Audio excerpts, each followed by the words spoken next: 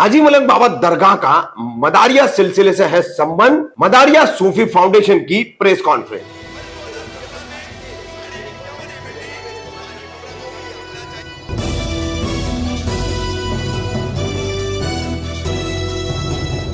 मैं रफीक कामदार हिंदुस्तानी रिपोर्टर में आपका स्वागत है। गत 13 जनवरी शनिवार को मुंबई प्रेस क्लब में मदारिया सूफी फाउंडेशन की ओर से एक प्रेस कॉन्फ्रेंस ली गई। इस प्रेस कॉन्फ्रेंस का अहम मुद्दा था हाल ही में मुख्यमंत्री एकनाथ शिंदे द्वारा हाजी मलंग पहाड़ को लेकर जो विवादित वक्तव्य किया गया है, और उसके चलते फिर एक बार हाजी मलंग दरगाह से लेकर श्री मलंगगढ़ तक का जो विवाद है वो फिर लोगों की जुबानों पर आ गया है, खबरों की सुर्खियां बन चुका है। तो हाजी अब्दुल रहमान शाह उर्फ मलंग बाबा कौन है, इनका सिलसिला क्या है, ये कहां से आते हैं, इस पर मदारिया सूफी फाउंडेशन ने यह प्रेस कॉन्फ्रेंस ली थी। प्रेस कॉन्फ्रेंस को संबोधित किया मक्कनपुर के मदारिया सिलसिले की दरगाह जिंदा शाह मदार शाह रहमतुल्लाह अलैह की दरगाह के सज्जादा नशीं सैयद मजहर अली मदारी और हजरत सैयद शजर अली मदारी, और इनके साथ एक मौजूद थे मलंग बाबा अमीन अली शाह मलंग। इन लोगों ने मलंग क्या होते हैं और हाजी मलंग बाबा की दरगाह का मदारिया सिलसिले से कैसे संबंध है और क्या इसका पूरा इतिहास है, इस पर इन्होंने पूरी जानकारी दी है। सजर बाबा, आज यहाँ एक प्रेस कॉन्फ्रेंस रखी गई थी महाराष्ट्र के सीएम ने, जो हाजी मलंग सरकार को लेके जो बयान दिया था और काफ़ी तुगल हुआ ये बयान होने के बाद, और इसको लेके आज मलंग क्या होते हैं और आपने मलंगों पे जो किताब लिखी है, मलंग के बारे में जो मालूमात देने के लिए आपने कॉन्फ्रेंस रखी है, आप क्या मालूमात देंगे? देखिए, मलंग वो 800 साल पहले वजूद में आए हैं।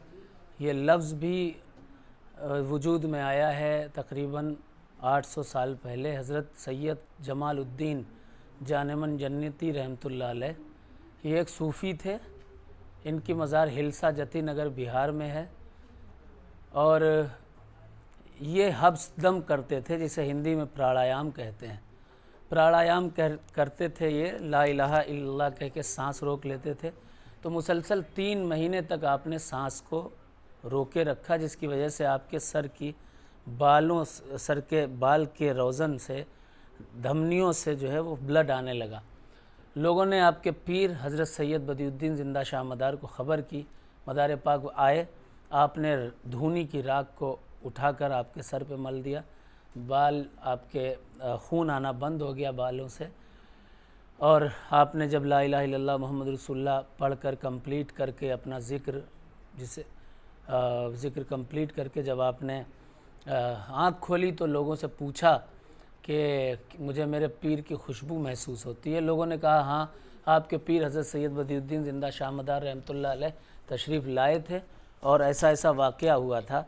हज़रत जमालुद्दीन जानेमन जन्नती ने उस वक्त पूछा कि उन्होंने क्या किया आकर के, तो मुरीदीन ने बताया कि उन्होंने हमारे सर पर, आपके सर पर धूनी की राख को उठाकर वो मल दिया था। तो हज़रत जमालुद्दीन जानेमन जन्नती ने अहद किया और कहा कि मेरे सर पर मेरे पीर का हाथ रख गया है, अब जब तक ज़िंदा रहूँगा मैं अपने सर के बाल ज़मीन पर गिरने नहीं दूँगा। बस वहाँ से मलंगों का ट्रेडिशन शुरू हुआ।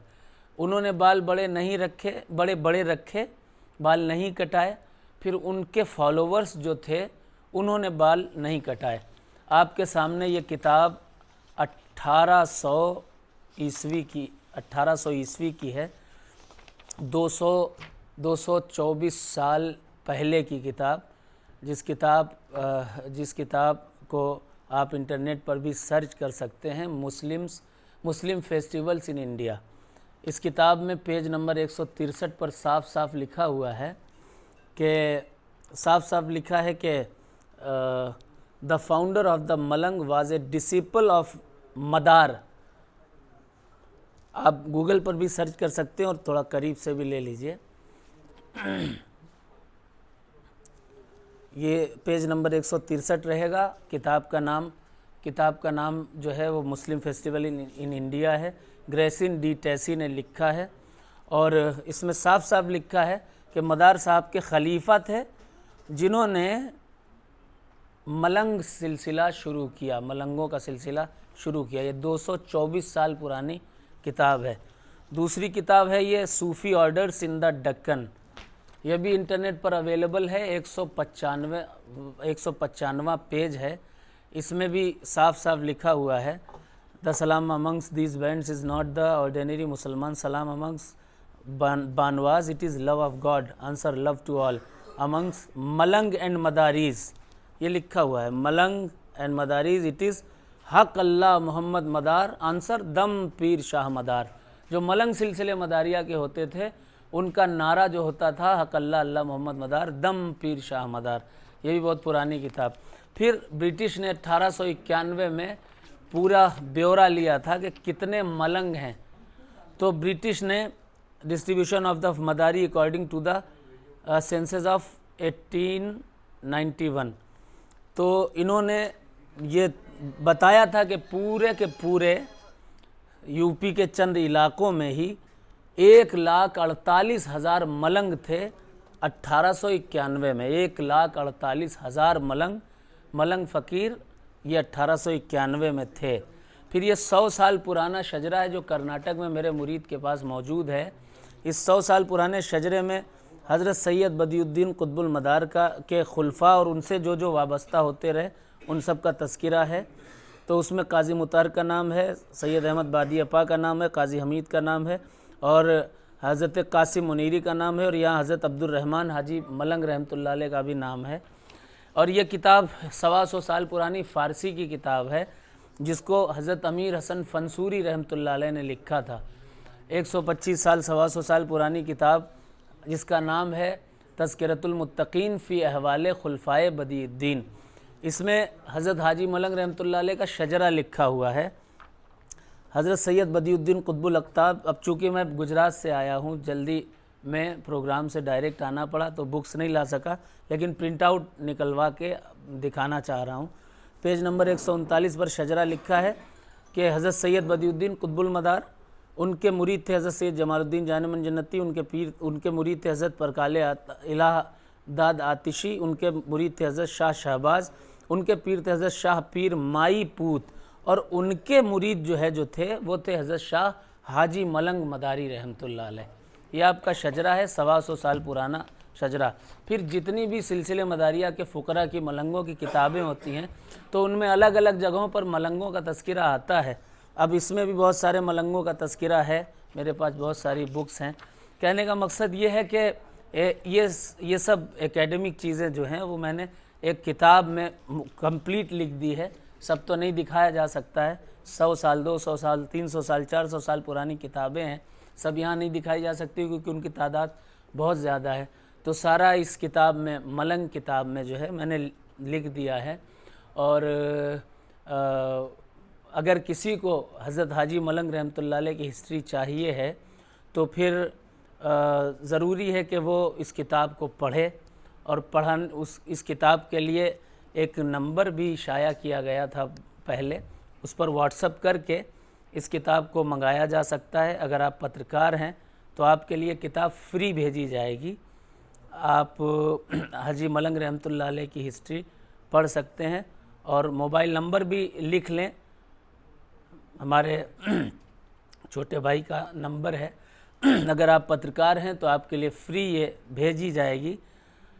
0893489283 सैयद इनामुर रब का नंबर है 8934892083।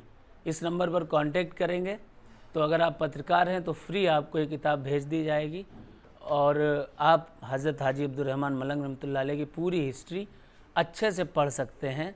ये सूफ़ी हैं और सिलसिले मदारिया से ताल्लुक़ रखते हैं, इसीलिए हम लोगों ने यहाँ प्रेस कॉन्फ्रेंस की, क्योंकि आम पब्लिक आम तौर पर बुज़ुर्गों के बारे में जानती नहीं। हम ये भी चाहेंगे कि मुख्यमंत्री साहब इसको उन तक बात ये पहुँचे और ये चीज़ उन तक पहुँचे, हिस्ट्री पहुँचे और ये सारे चीज़ें ख़त्म हों जो इसको एक तरह से कंट्रोवर्सी का मामला बनाया जा रहा है। जज़ाकल्लाह, शुक्रिया। महाराष्ट्र के मुख्यमंत्री एकनाथ शिंदे साहब ने जो पहल की है जो हाजी मलिक सरकार को लेके जो विवादित बयान दिए हैं और लोगों को भड़का है, तो इस बातों को लेके आप क्या कहेंगे? कि सबसे पहले तो हम आगाह करना चाहते हैं कि किसी भी सियासी पार्टी से हमारा कोई ताल्लुक़ नहीं है। हिंदुस्तान में, हमारे भारत में जिस कदर भी पार्टियां हैं, सियासत की, राजनीति की जो पार्टियां हैं, तो उनसे हमारा कोई लेना देना नहीं है। हम एक सूफ़ी बुज़ुर्ग, एक खानका हज़रत सैयद बदियुद्दीन ज़िंदा शाह मदार रज़ी अल्लाह तआला अन्हु, जो हिंदुस्तान में के सबसे पहले मुबल्लिग़ थे। हिंदुस्तान में 282 हिजरी में आप तशरीफ़ लाए हैं, तो हमारा उस खानका से ताल्लुक़ है और हम किसी तरह का कोई ताल्लुक़ किसी पार्टी से नहीं रखते हैं और ना कोई सियासी बात करना चाहते हैं।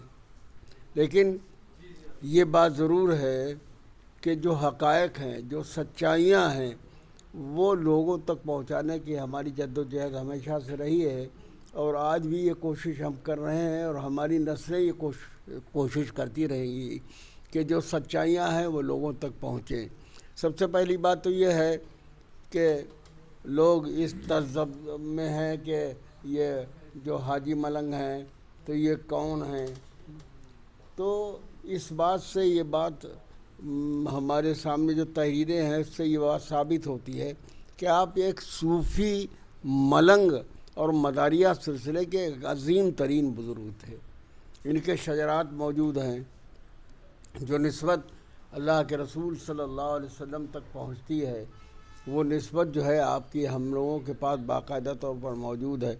ख़ुसूसी तौर पर इस दौर में शायद हमारे ख़्याल में ये मदारिया सिलसिले की पहली किताब है जिसको मलंग नाम दिया है। हमारे सैयद मुफ्ती सैयद शजर मियाँ साहब ने ये किताब मुरत्तब की है और इसमें सैकड़ों मलंगों का तज़किरा है और हिंदुस्तान और बैरून हिंदुस्तान जहाँ जहाँ भी मलंगों की तारीख़ मिलती है, इन्होंने हत्तल इम्कान उसको कई बरस में मुरत्तब करके और आवाम के सामने लेकर के आए हैं और आज ये काम आ रही है ये किताब।